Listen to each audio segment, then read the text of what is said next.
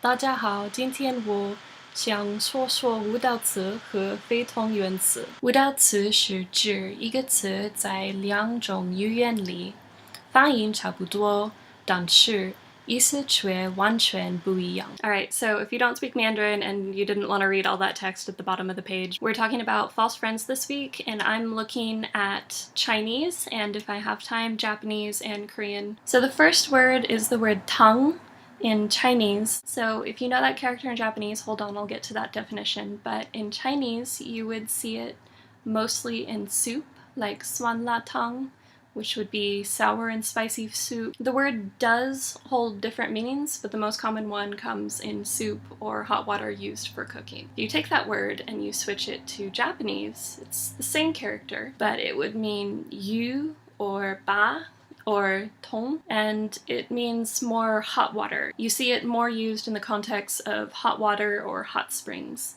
So an onsen ba would be a hot springs spa, and if you're a fan of Ghibli, you might remember Yu Baba, and it means the onsen old lady, the hot springs old lady, and it's the same character. So the word ban, if you're familiar with Japanese at all, ichiban means something to you. It means number one. It's used as ordinal numbers. In Chinese, it has that meaning, but you don't see it that way. So in Chinese, you see this as fruit. So fan jie is a tomato, and fanggua is a pumpkin. Sensei.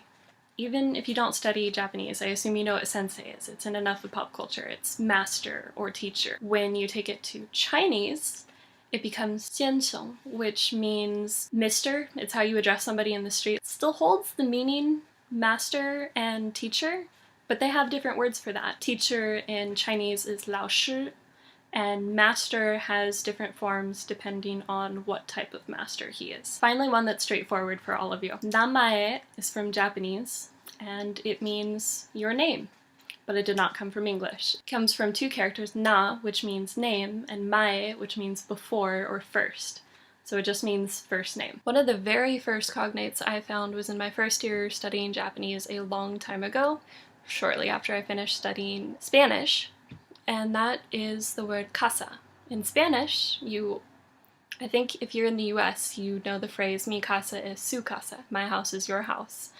If you were to try and say the same thing in Japanese, they would look at you really weird. Casa in Japanese means umbrella, so has a slightly different connotation there. My next one is the word mansion.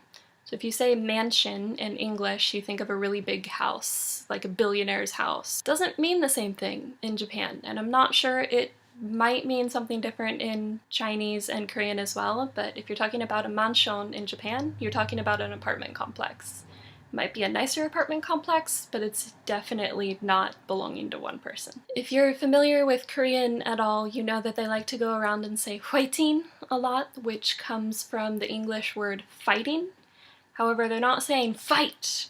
It's more of a you can do it, go get it, you've got this. Last is the word serato, which in English is the word slut, and I don't think I need to explain what that word means. In Japanese, it has a slightly different meaning though. It means someone who is slim or has really long, really beautiful, thin legs. And there are even drinks you can get with 0 calories called serato. Don't be offended if someone calls you a slut in Japanese. It's actually a compliment. 明天我将在我的频道里说说非常源词。下周我们一起来讨论一下怎么样学习外语。谢谢大家的看收，再见。